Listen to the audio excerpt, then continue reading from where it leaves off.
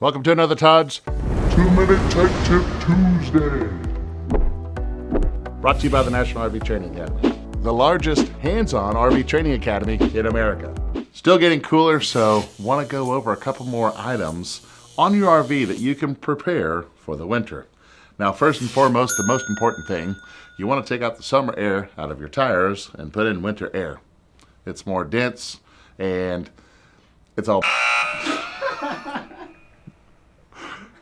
right, people go like, yeah, I should take out the summer air. It makes sense, right? All right.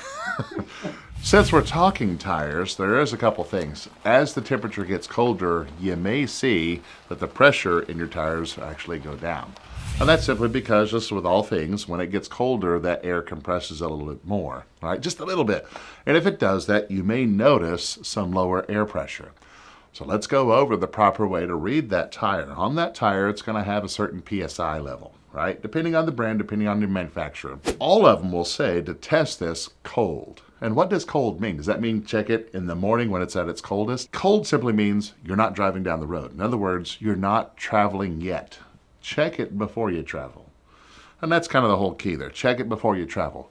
But as the temperatures cool down, you may see just a little bit of flattening in your pressure, and you want to keep those at ride pressure.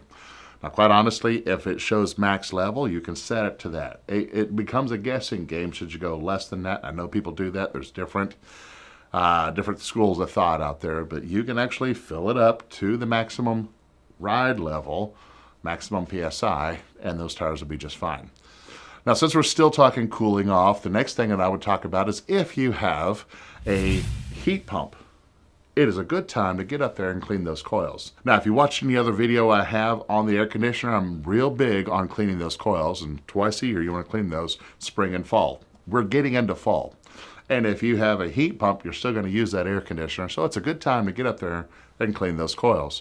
Make sure that all your air filters are replaced or cleaned. If they're replaceable, replace them. If you can only clean them. Okay? Last thing that I want to talk about as it's getting cooler is your RV has wheels. Go south. It's warmer. Why are you taking it back up north? And there's your tech tip. All right, before you get to the bloopers, which is why you're here in the first place, the RV industry needs thousands of RV technicians and inspectors, and now is the perfect time to do that. If you want to make more money or have more control over your time, go ahead and click the link below. Or if you just want to learn how to fix your own RV, got something for you there. Head over to rvtechcourse.com and get started today. Now, for the reason that you're out there in the video, roll the bloopers. I'm wondering If you like blah, blah, blah, blah, blah, blah, blah, blah, blah, blah, blah, head over here, blah, blah, blah, blah, blah, blah, blah, blah. I'm glad that head's straight because that tripod is not straight. It's off this way. what. Or maybe that's what happened. And there's your tech tip. Maybe it will be only 2 minutes.